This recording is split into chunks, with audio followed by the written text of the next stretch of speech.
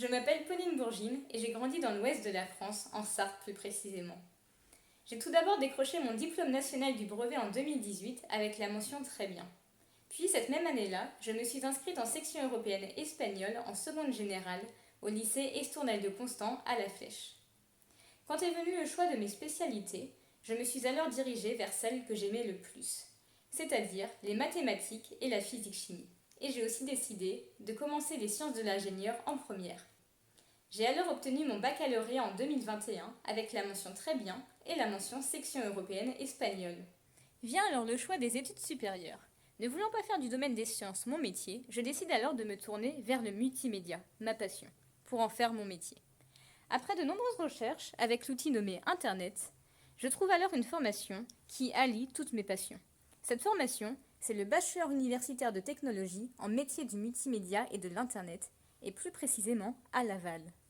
Mis à part le nom un petit peu long, cette formation était sur le papier parfaite pour moi. Elle me permettait de progresser dans des domaines que je connaissais déjà et d'en découvrir de nouveaux. Aujourd'hui, je pense toujours que cette formation est parfaite pour moi, mais pas seulement sur le papier, dans la réalité. J'ai pu y mener différents projets qui m'ont permis d'acquérir de multiples compétences, que ce soit dans les domaines de la communication numérique, du web marketing, de la gestion de projet, du développement web, de l'intégration, de la création graphique ou encore de l'audiovisuel. Par exemple, avec la suite Affinity, j'ai réalisé toute l'identité graphique ainsi que des affiches et des flyers à but promotionnel pour un festival nommé Étonnant Voyageur. Et avec DaVinci Resolve, j'ai aussi pu améliorer mes compétences techniques en montage et mixage en réalisant des spots promotionnels pour ce même festival. Avec les langages HTML, CSS et PHP, j'ai également réalisé mon propre e-portfolio hébergé sur les serveurs de mon université. J'ai également mis en place un plan de communication ainsi qu'un plan de stratégie marketing et de stratégie social media pour un site web à visée commerciale. En parallèle de mes études, j'ai aussi eu l'occasion de traduire de l'anglais vers le français une web-série ukrainienne qui se prénomme Drop. Entre 2017 et 2018 et entre 2018 et 2019, j'ai aussi eu l'occasion d'être la secrétaire pour 2 juniors associations.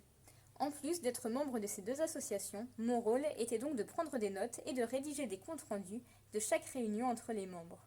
En plus de ces missions, avec l'association Bassin Ludois, j'ai également participé à l'organisation d'un séjour culturel à l'étranger, ainsi qu'à l'organisation de collecte de fonds.